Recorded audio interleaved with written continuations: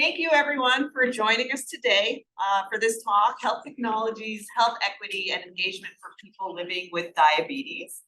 I am delighted to introduce Dr. Shelagh Mulvaney, who is an Associate Professor of Nursing, Pediatrics and Biomedical Informatics at Vanderbilt University. She received her PhD in clinical psychology from the University of Arizona. It's also my alma mater. And she completed postdoctoral training in children's mental health services at Peabody College at Vanderbilt University. Dr. Mulvaney's research focuses on ways to assess and integrate psychosocial factors into the design of technology and other informatics-mediated tools that can support behavior change systems. Her research includes topics like mechanisms of social learning to promote diabetes self-management, social and psychological aspects of data sharing, processes that engage patients with their health data, and tailoring health communications for mobile technologies. And this includes applications to blood glucose and insulin administration data. And so we're all very delighted and excited to have you here today, Dr. Mulvaney. Thank you so much. Thank you very much. I'm delighted to be here. I've had a lot of great conversations already, meeting folks from your center. And you mentioned the name of my talk already. So I'll just say that today my approach in addressing these topics is to really talk about what I've done and my colleagues and my team have done on a higher level, and not necessarily talk about the research design or the efficacy of the interventions, but sort of talk about our approach and kind of higher level topics for how to approach these type of issues. And hopefully we'll have a discussion about that. If you'd like to interrupt and ask a question, please do. That would be one.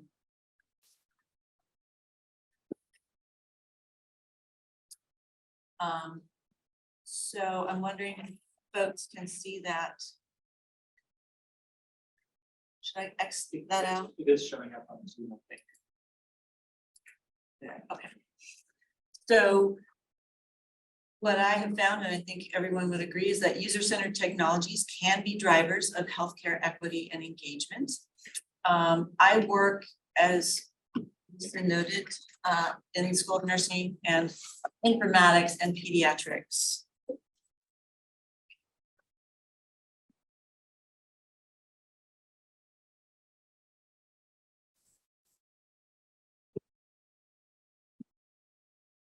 Oh, there we go. Okay, so I think by this point, everybody has at least heard or knows about health equity and how it's different from equality in healthcare. I think it's an interesting topic in terms of how it changes the way we think about design of technology. And I feel that technologies and our ability to integrate individual level tailoring and problem solving around diabetes, it has been just thrown into the future because of, or health equity has been thrown, a generation ahead because of technologies. Similarly, health engagement, I feel, has benefited from technologies. Even though they're still very challenging topics, I'm going to focus on some of the ways that I feel like we can use technology to overcome these challenges. So you probably have seen this for Georgia, this map, or the United States, and the comparison of the distribution of diagnosed diabetes and social vulnerability index. This is for Tennessee, and I don't need to convince anyone probably that inequities exist in health, and essentially I feel that diabetes is the poster child for inequities in health, and how the distribution of the disease is not random and not geographically random, for sure. This is a recent publication from the Urban Institute and the CDC from the diabetes belt counties. I think there are 644 of them, showing the percentage of families or households that have medical debt at or greater or less than 20%, or that are in collections, actually. So it's to me shocking and, you know, obviously not, they're not showing the rest of the country, but it's most likely very much condensed or focused on the Southeast. And I just thought this was a very good example of the bigger picture of cost and poverty associated with diabetes in terms of equity. However, when we think about equity, a lot of times I feel that we go initially to race-based or even geographically based challenges. And I included this slide just to show, and this is from the JDRF, that folks with type 1 have similar challenges, and all populations have challenges. We have, you know, sexual or gender minorities, we have people with type 1, and there are so many types of challenges to be solved. And this just highlights 3 of them. And the one that really has been getting more attention is food insecurity for people with type 1 and the impact of that. But the rising rates of type 1 in minorities is also an issue. The rate of A1C in minorities is also an issue. And then also distress is much higher in those individuals as well. Compared to equity, engagement is simple, right? And I show this because it makes my eyes blur when I look at this. So this is a typical model that maybe a psychologist or sociologist might come up with. I love this study. It's great if you want to look at something related to engagement and how to think about it, but it's complicated. And every single factor or variable or concept, I would say, has 10 different potential factors that may be relevant for it. I can't find race anywhere on here. So this is definitely not focused on equity or, you know, income, but it captures a lot of what I feel is important for engagement and sort of just shows on a larger level how complex it can be.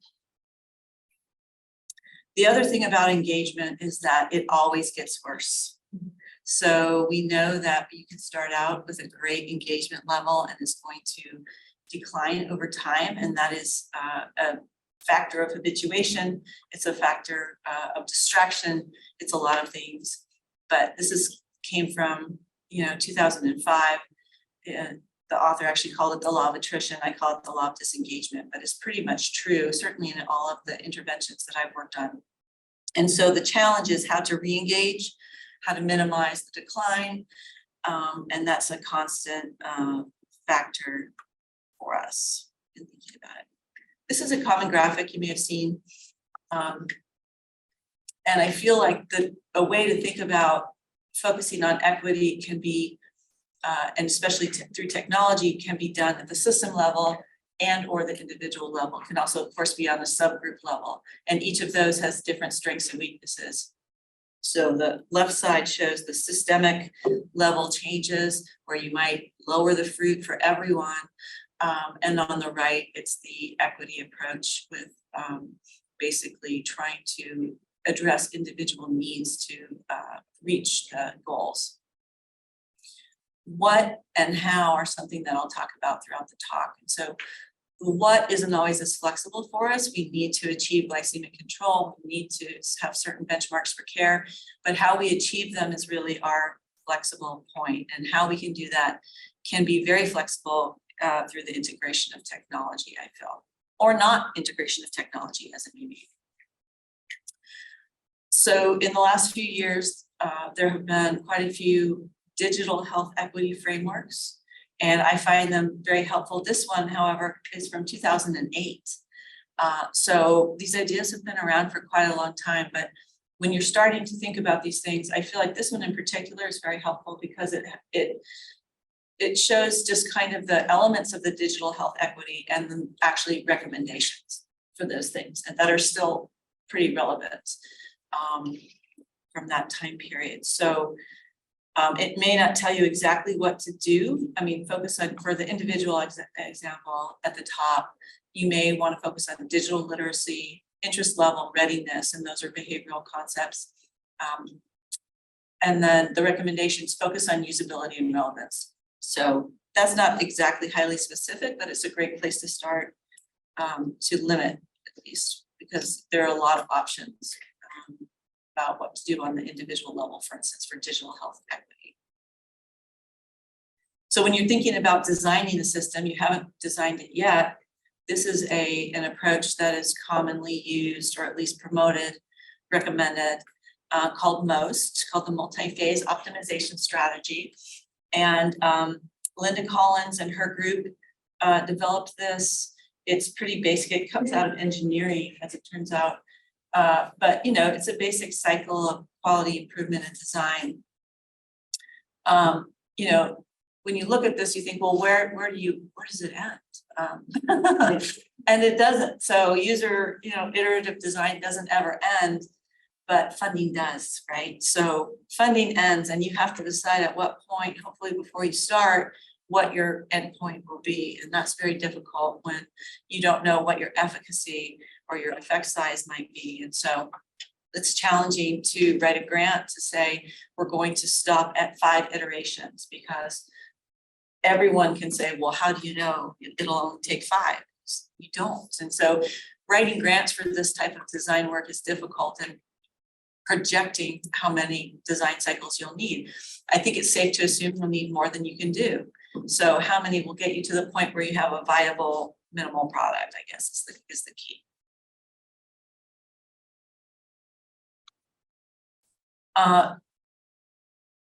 Another concept that is talked about quite a bit is designing for dissemination. Unfortunately, this came late to me. I didn't get the memo.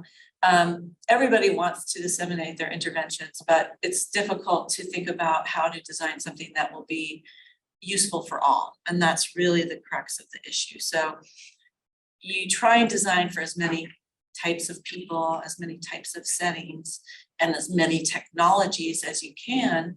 But of course, there are really real hard limits to that in terms of feasibility and funding and time and expertise. And so when you think about how to create the most generalizable solution to something,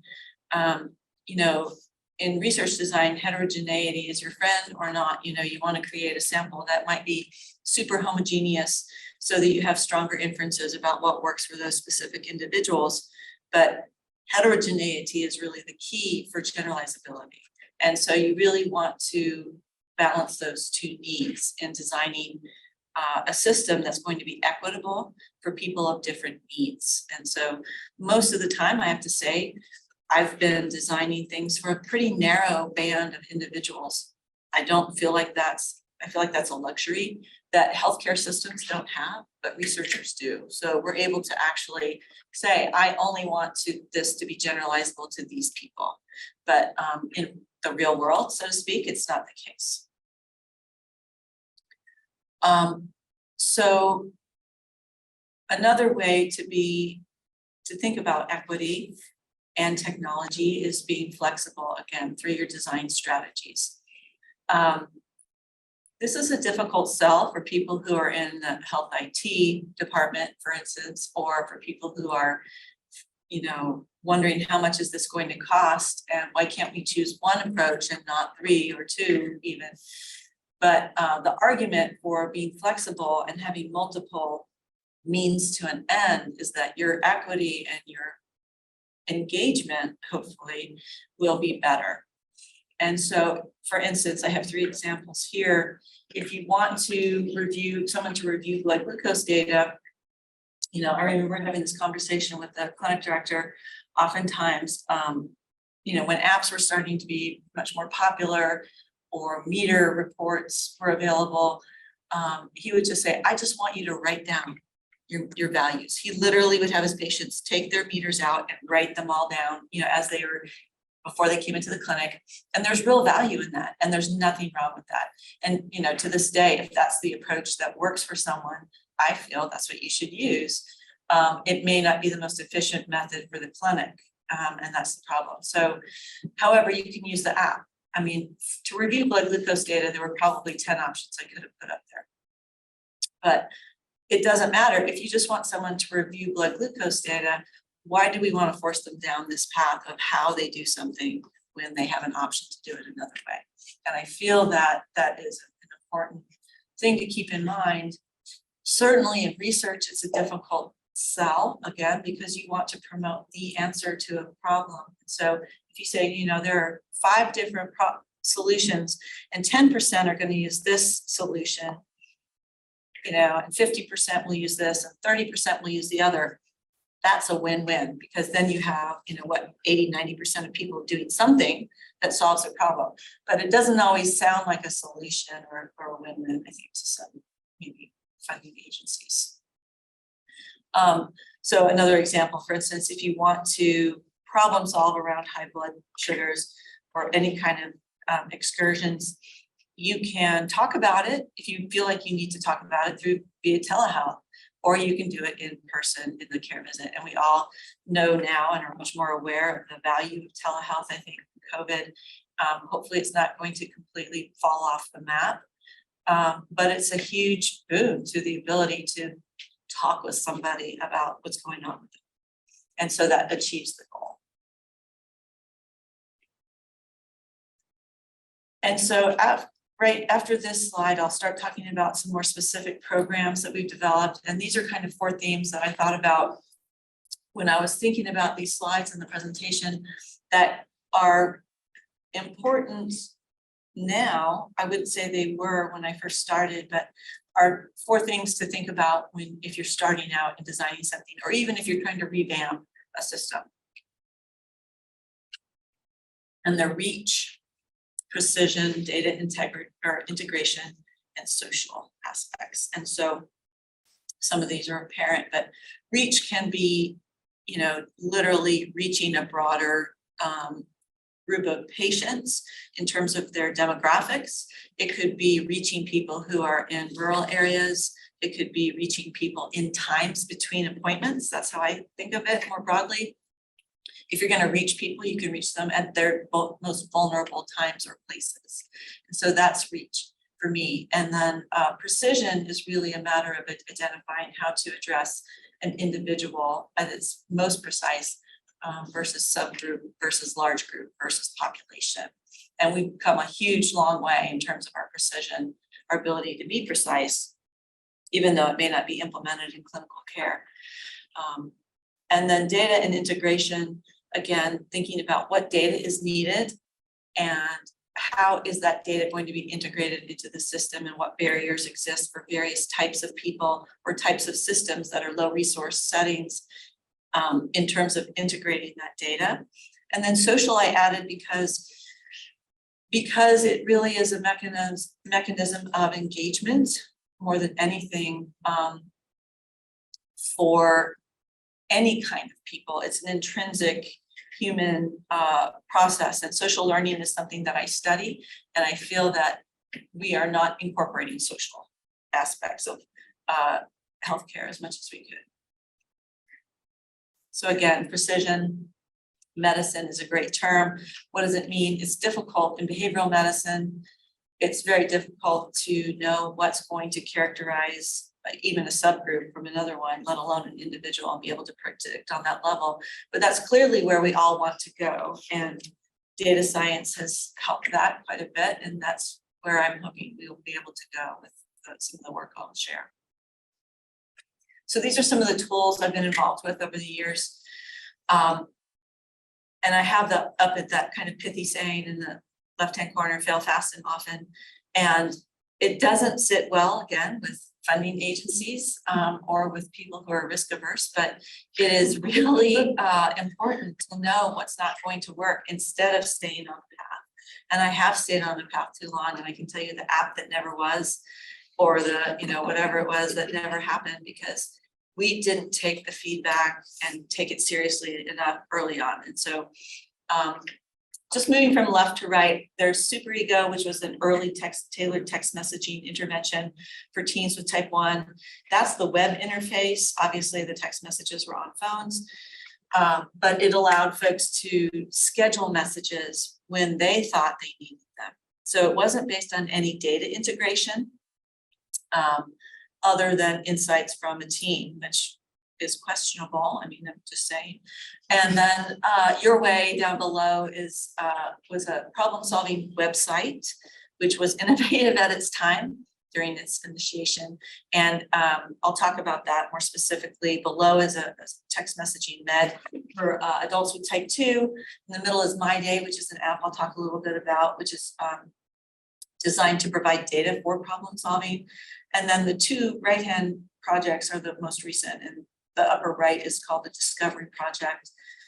And I'll talk about that as well, which is integrated in routine care, hopefully. And then Chew, which is a program to help parenting practices around feeding, child feeding for early preschool early preschool children. So I'm going to talk about Chew. So Chew is funded by the USDA. I'm a co-I on this. Pam Hull is the PI at the University of Kentucky. We've been working on this app now for about 3 years almost. We have done lots of iterations, but the intended outcomes are improved dietary intake for their child feeding practices at meal times, and home food environment practices, and ultimately prevention of childhood obesity. It's on both platforms. It'll be in English and it is in Spanish now, actually. And so the main features are nutrition tips and notifications, daily reminders, tracking, guided goal setting, healthy recipes, and meal planning tools. We also have some other things that our iterations have provided us with, the insights to add. So the cost of the recipes, we have derived our recipes from our colleagues at UC Davis. They had a really wonderful set of recipes that are based on low-cost ingredients, but our initial feedback was that there was concern about the cost of the recipes. So we went through and tried to even reduce the higher cost recipes. Acceptable ingredients culturally was addressed through filtering recipes for certain ingredients. So there's a lot of different filters you can use to find food that fits your cultural needs. And the context, I think, is super important to remember where you want to put your technology. If it's going to be in routine care, it's very different. And the breadth of individuals you're trying to address. This is low-income families that are also enrolled in Head Start. So we know who they are. They're a little more homogeneous. It makes it a lot easier for designing technologies. And it's just a way of sort of improving your chances early on, to be honest, but also they're unique. And so the other thing that this context provides is a hybrid technology in-person program. So these women come together at their Head Start centers and they know each other and they can talk about the app and they can use it as a group, and that is invaluable. I'm not sure I would promote any app to be used outside of some type of group learning or social learning situation, or at least context that you understand that it would be used in. And then the last thing, that the bigger change that we made was providing context specific prompts. We got that feedback from moms that, this is all great when I'm looking at the app, it sounds wonderful, but when I go to the store, I have a child in my cart, I'm distracted, I might be looking at the list, I might not. So we are working in prompts to remind them to use the app while they're in the store. So those kind of address that. We don't have, for this app, we don't have any social learning mechanisms. We have racked our brains and we really are at the point where we have to move on to implementation. So this iteration won't have any real social learning mechanisms. The data and the integration is going to be logging of the goal behaviors, what goal they set. And for instance, on the right, it's fruits and vegetables for their child. Precision is great. It's on the individual level. They get to decide what their goal is and what their success metric is and how they're going to get there. And then the reach is good if you think of a Head Start population. So the next project is called Your Way. And this is long since gone, but was actually, I'll tell you, it was efficacious. You have to take my word for it. You can look it up, but it had a lot of different components. And So the other thing that, when you think about these 4 characteristics of a program, that's not really even scratching the surface of the number of features or behavioral mechanisms of change that you can have to address each one of those things. So what this shows on the right are stories, and that was a primary mechanism of change for this intervention for adolescents with type 1. And so what we wanted to do was promote problem solving and actually we let teens identify their own barriers. This was before we even had a standardized assessment of what their barriers to self-care could be. So the data integration was really very low. Precision was great. Individually, we were working with folks to do whatever they needed. And the reach was good, again, if you think about reaching adolescents with type 1 as a population. This was the original study engagement trajectory, and it looks a lot like other engagement trajectories. After 3 months, there was a steep decline. This is overall, however, so this is everybody. And, it goes down, down, down. And I realized, it was really just in time for the next clinical appointment. So that kind of, in some ways, maybe, I hadn't been thinking about how to integrate this into clinical care, and I didn't for a long time. Now I'm not sure I would do it outside of clinical care, but the cycle of 3-month appointments works very well for behavior change in terms of some things. And so that just played into, it was an opportunity. But the stories is something that I still do. We have workshops to help people with diabetes create their story. I feel that, stories, I'm working on a review of story-based mechanisms of change, and there is nothing that I can imagine anyone has not encountered in their life that has made them think more deeply about something based on a story. It's just an intrinsic human mechanism. And so we do that with teens on a regular basis, and we collaborate with the Nashville Public Library. They have a Teens in Technology studio, and so that worked out very well for us, but you can do it on an individual level, small group. I work with the Center for Digital Storytelling as well out of Berkeley, and that's who's collaborating right there in that photo. They are experts at helping people tell their stories about health in particular. So if you're looking to do that, I would recommend it. This next project was derived from Superego, the project I mentioned earlier, and adapted to adults for type 2 diabetes. With my collaborators that are named in publication up here. And, we didn't have a lot of iterative design cycles at all for this study. We literally decided to adapt Superego. We got funding, and that's what we did. So we took a leap.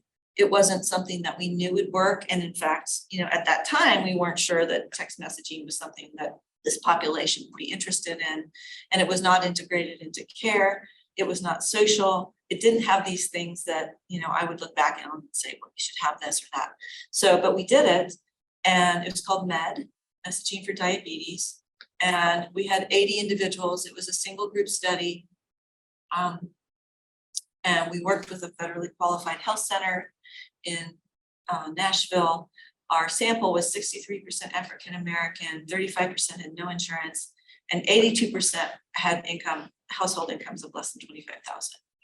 Interestingly, 64% were on insulin. To me, that sounds high for that population. But this slide shows the barriers that we found. At this point, we had a more standardized approach to assessing barriers. And I know there are a lot listed here, but you can see cost of medications is at the top. And we actually did have tailored text messages. They were dynamically rolled out based on their barriers assessment for over 3 months. They would complete a barriers assessment at the beginning of the month, and we would address the top 3 that they selected. And consistently, cost of medications was at the top. Unfortunately, I don't know if cost of medications actually came down. We do know that barriers as a whole came down. the top 3 for each person did decrease over time. And on the left, you see that baseline to month 1 and then below month 1 to month 2, and similar pattern was found from month 2 to month 3, but I couldn't show that. So we were reducing barriers, at least based on self-report. So that's another downside of this method, is that you're asking people what's stopping you from taking your metformin, and they're telling you it's because, for instance, I believe it could be harming me. That's the second barrier. That was shocking, even though it was in there, we knew it was a possibility. Or maybe harmful means side effects, right? I'm not sure. So there's a lot to be learned still from this, just based on this. But the right-hand table shows you that we did impact A1C, although our engagement really dropped off. If you look down below on the right, we only had 30% of folks completing their barriers assessment at month 2. And so by month 3, we re-engaged them. I think we upped their reward status kind of thing for month 3, and that re-engaged folks. But for the individuals, the 18 individuals who completed all 3 assessments, we did see a decrease of 0.22% in A1C. So it may not sound wonderful, but it was, I feel, very encouraging. And as it turns out, my colleagues have continued on in this area and done really a lot of work in adults with type 2 with text messaging. And it truly is, I think, one of those technologies that has universal and ubiquitous utility and will be around for a long time, and will have a place, even if it's not the final intervention point. It can be used, and I've talked to some people today about how to use it as a nudge or even as a entry point for other things. So that's the good news. It's stuck around for a long time.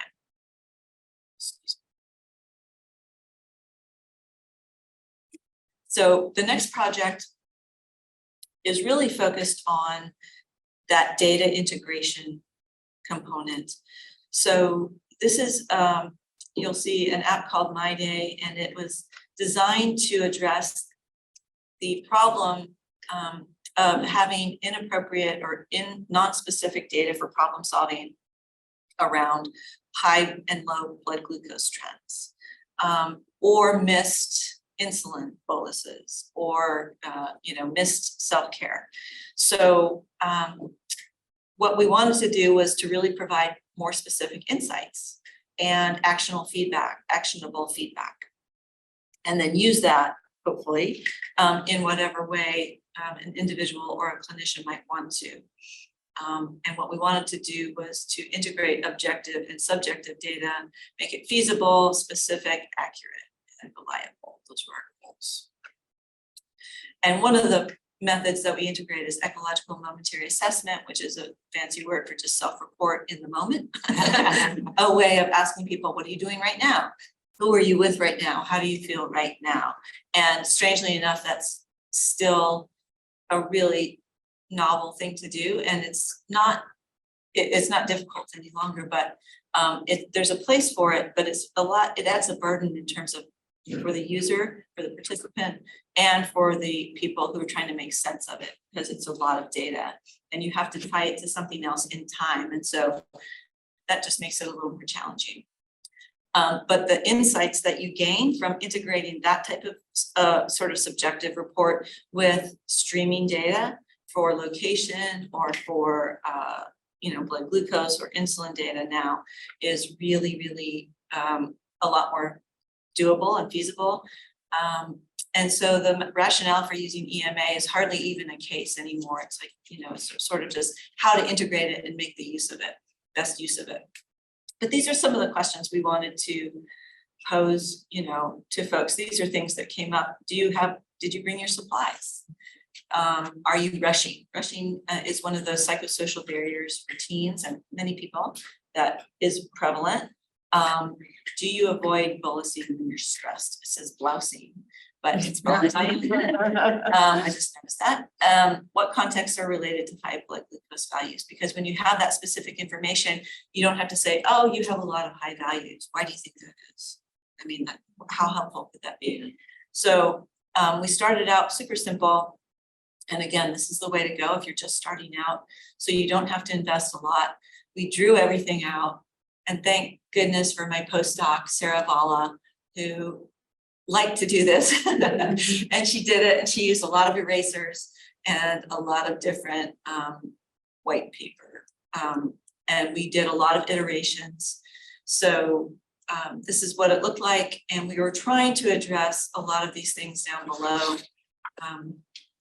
Again, precision would be very good because you can actually get at the specific behavior and the context and the time of something occurring. But the social, not so much. We allowed individuals to share their feedback with folks, and almost unanimously for this population, it was their parents, and that's fine. But they were not interested in sharing it with other people outside of their family, really. So again, these are some of the questions. These are the screens that we ended up with after our iterations. And I really like these screens. The teens love them. They've held up over time. This little guy in the left takes you to another screen that I'll show you. And so with each screen, you can drill down. These are the assessment screens, but with the feedback, you can start drilling down once you have data in the system. Over here, for instance, to answer specific questions. So what time of day do you have the most highs? This person is midday. If you click on midday, it says 41%. If you click on midday, it'll take you to a screen that shows you all of your midday highs. And so you can actually say, wow, it's really, I see what's happening here, hopefully. And these are the effect sizes related to some of the factors that we measured. And missed insulin by far, to me, is the most important self-care behavior, but really, if you're not checking your blood sugar to inform your insulin bolus, it's hard to say which is more important. But for this part of the study, missed insulin was much more important in terms of relating it to these factors. And so the top three were feeling stressed in the moment and missing an insulin bolus, feeling sad or mad or whatever that negative mood was. And I can talk more about why it was just negative mood. And then time of day. And time of day is a really nice place to start a problem-solving cycle because you tend to do similar things at a certain time of day, especially if it's a meal. So that's a good way to go. The engagement with this app, we started this protocol at 30 days, which is very long for a momentary assessment protocol because of the burden. And we had folks logging their behavior, their feelings, their everything 4 times a day. So each meal, and then we decided against snacks because that was too much. So, but they went for 30 days and they were still logging twice a day at 30 days. And that's just, to me, very successful. But that is a long period and I wouldn't really do that again. We wanted to see how far we could push it. That red line in the middle of this graph shows the point at which we did an interview to see what was going on with the teens. And it did seem to give us a bump in engagement. So of course, contacting someone and asking them how it's going and what their insights are would do that. For engagement, this is an approach that I really recommend if you want to understand engagement. It's very difficult to have a single line showing, high to low, because we know that's the trajectory of engagement. This shows different types of engagement over time for different subgroups. And this is a module you can find in SAS and Stata called longitudinal trajectory analysis. And I like to use it. It's not dependent on your sample size. It's an exploratory approach. And what you do is you find these longitudinal trajectories that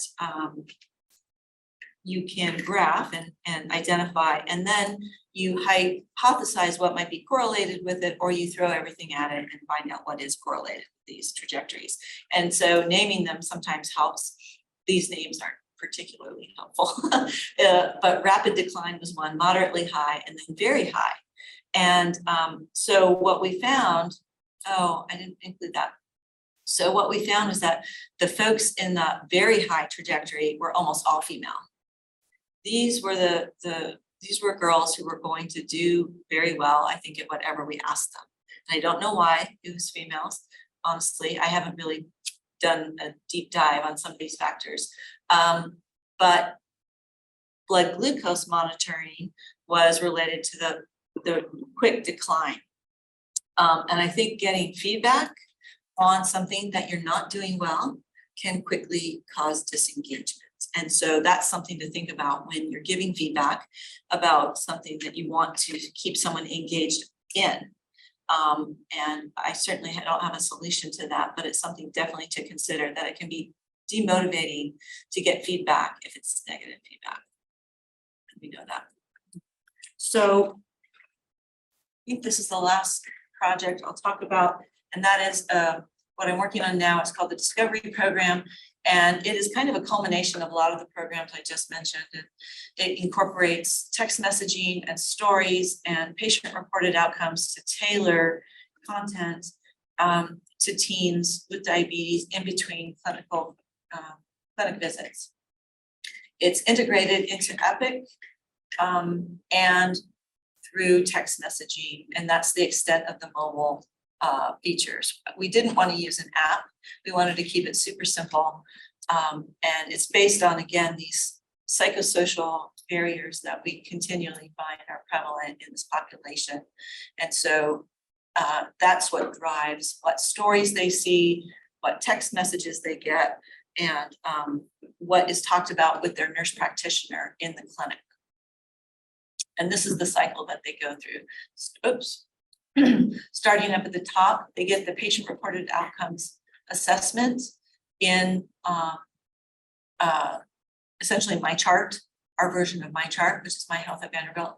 And then they move on to goal setting with the nurse practitioner in the clinic. They're able to select the timing of their messages with the nurse practitioner to try and be more precise about when they would be needing those or when they would be most beneficial. They implement a solution in between visits, and then they are getting stories and messages at the same time, which are the learning resources. And then they actually there is a social component here, and that is that when they watch a story, they get questions after a story. And after they answer the questions, they're able to see what peers have answered to those questions and their own response in relationship to them.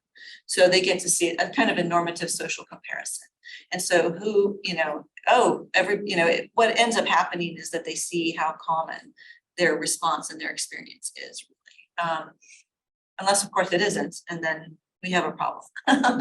Or at least they might feel like they have a problem, and that's something to monitor. And then finally, they evaluate their outcome at 3 months at their return visit, and they can either restart a cycle or not. I believe, and I don't have any data to back this up, that not continuing on to another cycle right away is probably the best way to go, so that they have time to consolidate what they have learned and take a break and reflect without having something constantly thrown at them for 6 months, which seems like a long time perhaps. So that's I don't have any specific data to say that. So finally, I started thinking about and looking for solutions about what to do when your system is already in place and you haven't thought through all of the ways that, the barriers, how are you going to reduce barriers to use of a system, even just healthcare in general. And I found this, which is really specific and helpful, I feel, called R4P. It started out with, I believe, R3P with Golden, and Raza et al. Bumped it to 4, I believe. So anyway, they provide examples for how to modify technologies for health equity for 3 domains: algorithms, wearables, and telehealth. And so I recommend, this is a great kind of brainstorming table for what to do. And it probably will result in more means to the end than you had anticipated, I would guess. And that could mean more money. It could mean more technology. It could mean more oversight. And so that's not always a popular idea.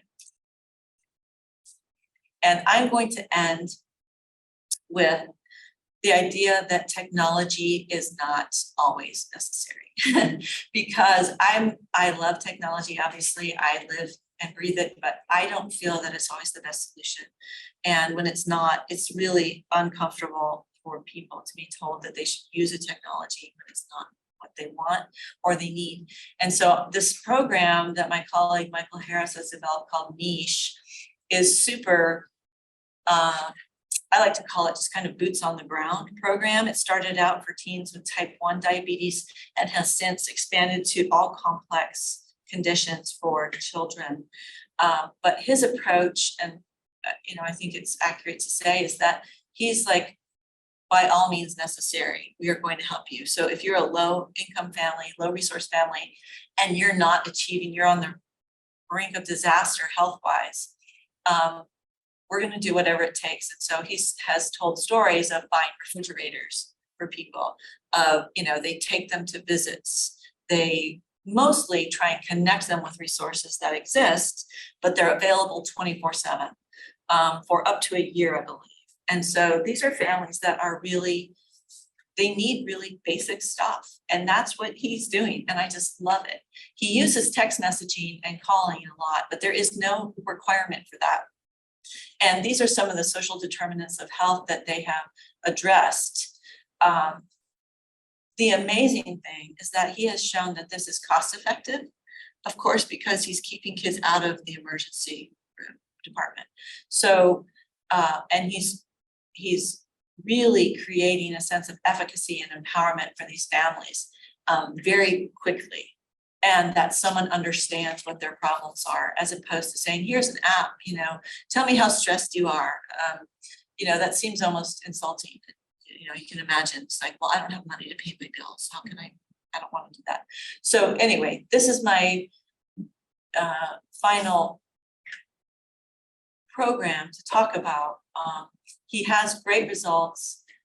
He has expanded from Oregon Health and Science University to Stanford and Chicago. And I've been trying to get the program at Vanderbilt. I don't know if that's going to happen, but it's a model that really works. And so he's disseminating it.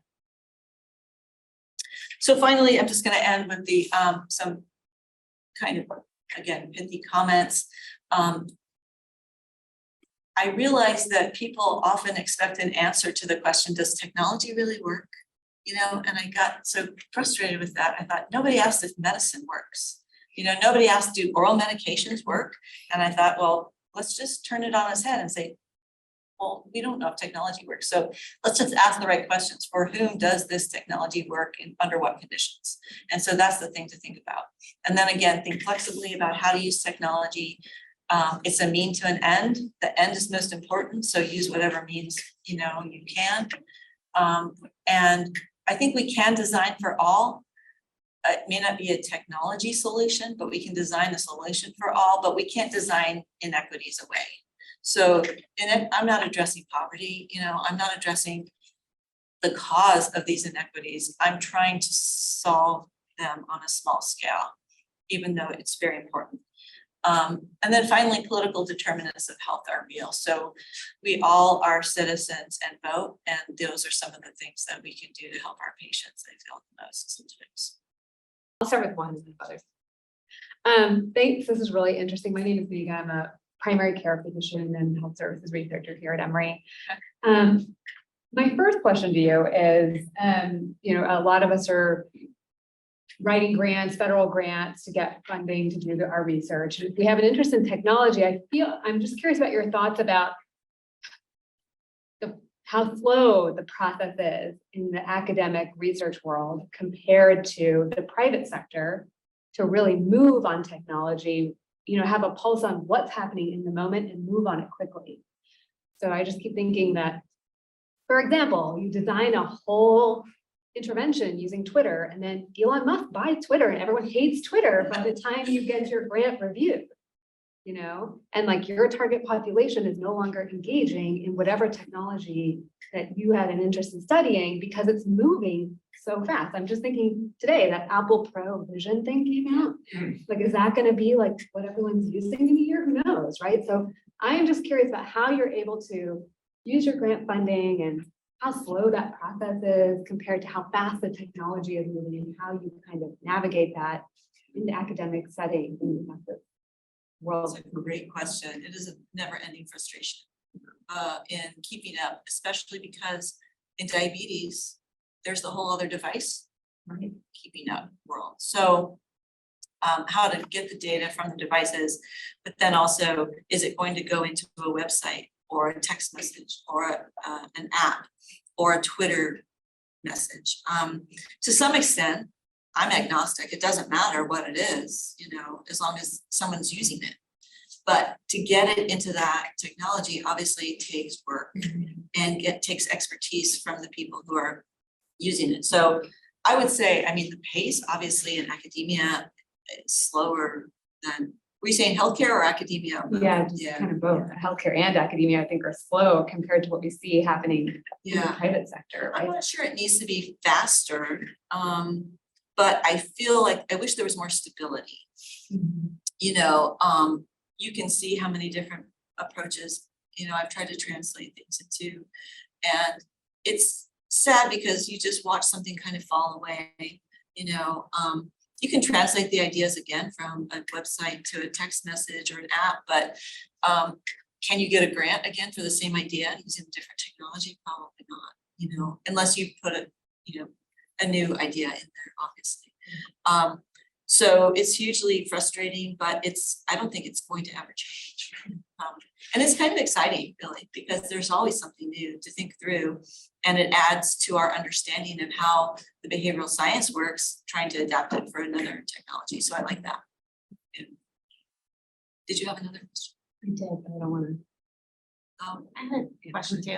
For the intervention that you did where you were addressing specific barriers and the most common barrier was cost, Yeah. like how did you address that? Yeah, so we promoted the idea that they would communicate with their insurance company, their pharmacists, and their providers. It was really a communication strategy that we were promoting. So it was the most, you know, it would, again, it might be, I wouldn't say insulting to someone to say, we understand you can't afford your medications, but go talk to your provider. But they did actually appreciate it, getting the feedback that we got from the intervention. So it was really a communication strategy that we were focusing on. And I'm sorry, I don't know if that specific barrier was decreased. I should go back and look. I have a question, Sheila, on Yeah. when you were talking about some of your programs where you're asking people to respond about when they want text messages, is there any data on timing of text messages and when they're most effective for different populations? They're about yes and no. If you want a single answer, you know, you won't get one because it depends, right?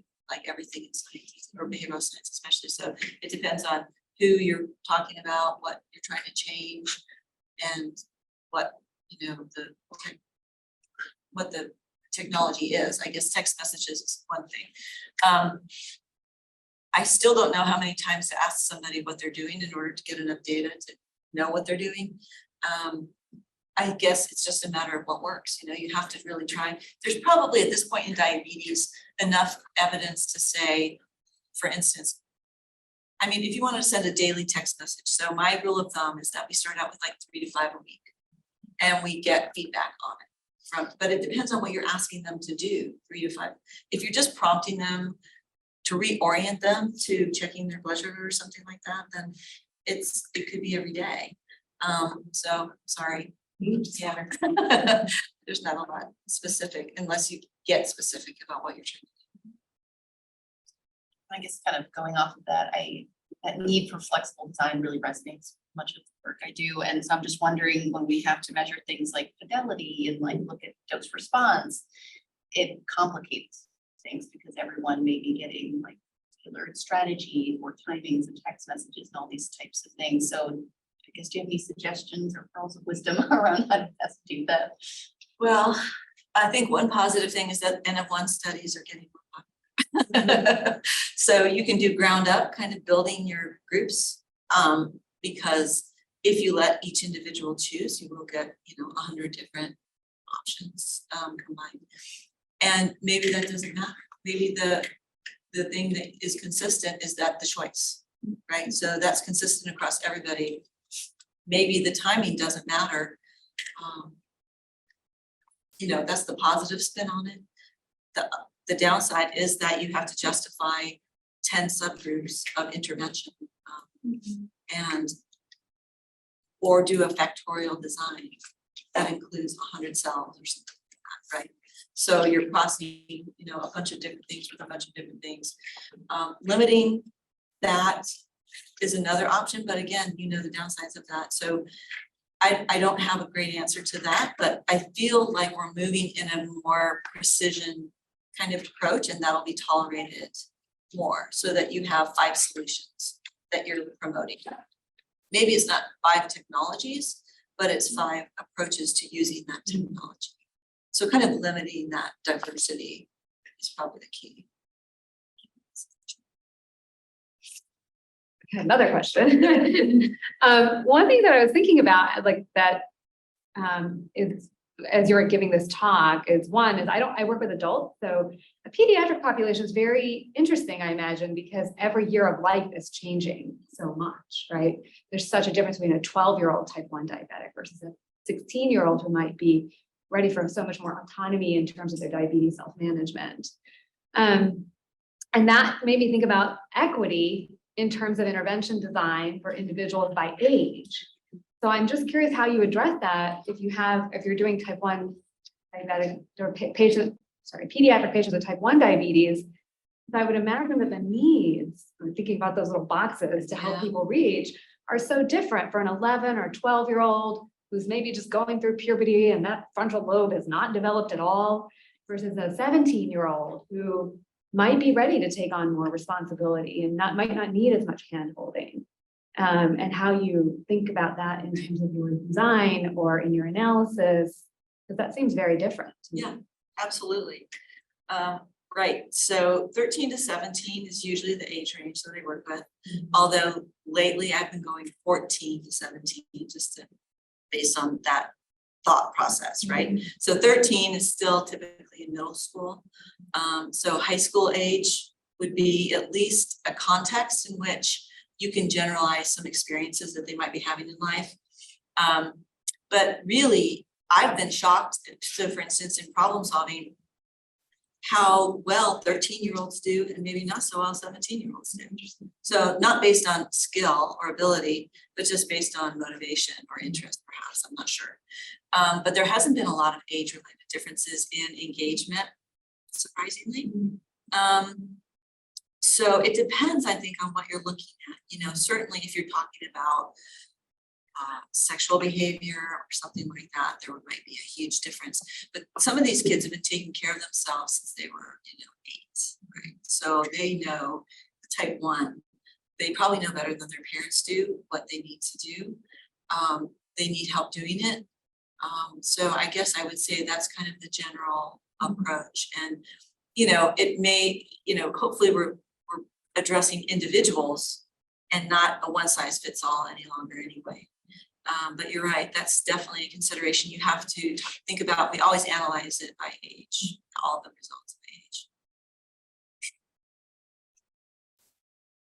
There's one more question about yourself. In terms of the population that you study, the other thing that I thought might be maybe a confounder, because the few patients that I have with type 1 diabetes, is it makes a huge difference whether they're on an insulin pump versus doing 4 times a day injections. And I'm curious if you guys account for that when you're recruiting for patients. Like, to me, I think the patients that are on pumps, they obviously already have like a high level of literacy around their management than the people who have not graduated to be able to use a pump. And obviously insurance and all kinds of other barriers around being able to access that technology. But I'm curious about how you. Yeah, well, it's a moving target, and again, if you're doing research versus clinical care or, routine care embedded research, it's very difficult to rule out individuals. Nobody wants to rule out someone from participating in a program that's being rolled out.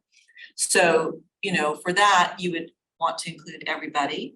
The considerations, for instance, that with the pump versus injections are sometimes not in the way that you might think, in my experience. And so there are people who are so comfortable with their injections that if you put them on a pump, they would just do horribly. So you definitely don't want to switch or change the things that they're doing well. So it kind of depends for the research versus care. It depends on if they're doing well versus not so well, and if it has to do with the technology, right?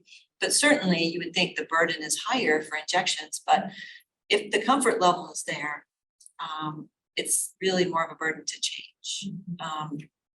But yes, it's taken into account always, for sure. It's not always clear what it means though, like it's a proxy variable really almost for some things. Sometimes for engagement, it's also difficult when you're trying to depict a typical teenager or someone in a story. If a teen is not using the technology that the viewer, the user is using, sometimes I think they can discount the story as irrelevant to them. Whereas the bigger message is really, you know, how do you take care of yourself?